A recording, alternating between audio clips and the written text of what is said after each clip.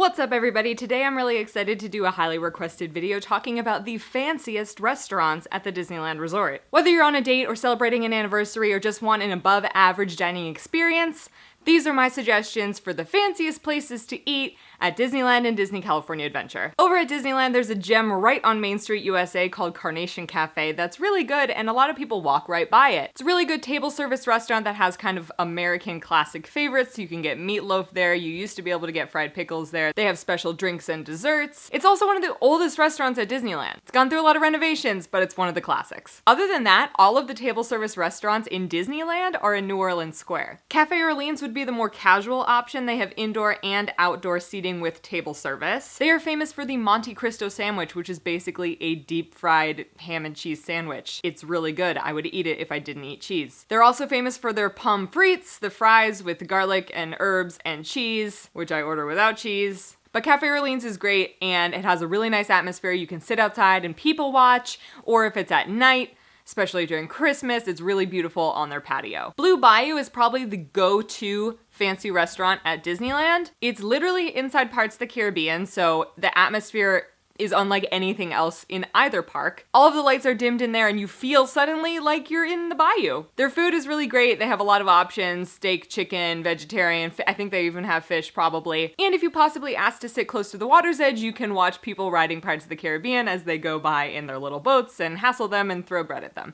Just kidding. Don't throw bread at them. It's not really worth mentioning, but the other option for fancy dining in Disneyland is Club 33, which is a private club that you could potentially go to if you knew a Club 33 member and had them make a reservation for you. But Club 33 is really great. They went through a renovation a couple years ago, and now they have a salon and a restaurant, and it goes without saying the food inside Club 33 is top notch. And it's the only place in Disneyland that you can get an alcoholic beverage. Over at DCA, I'm gonna start off with the Wine Country Trattoria. It's a really great Italian restaurant with a really nice patio, and they have heaters on their patio, which is A++++.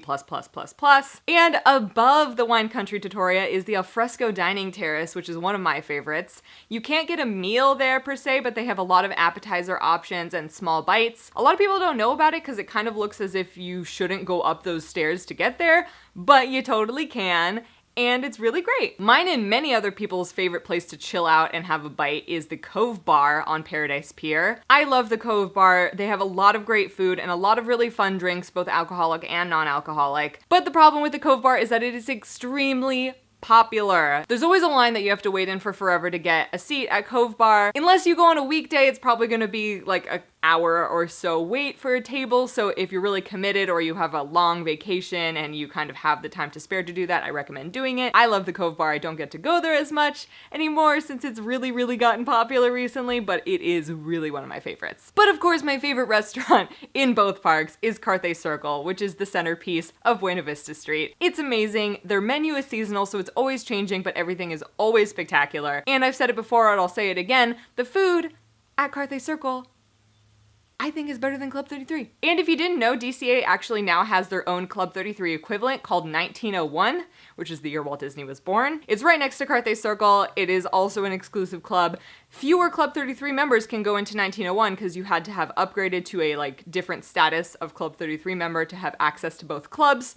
So in some ways, it's more exclusive than Club 33. Over at the hotels, there's a couple options for fancy dining. At the Disneyland Hotel, there is Steakhouse 55, which is a steakhouse. It's just a really nice steakhouse. Their food is really good. The meat is all really good if you eat meat. Over at the Grand Californian is the Napa Rose restaurant, which is probably the equivalent to Steakhouse 55.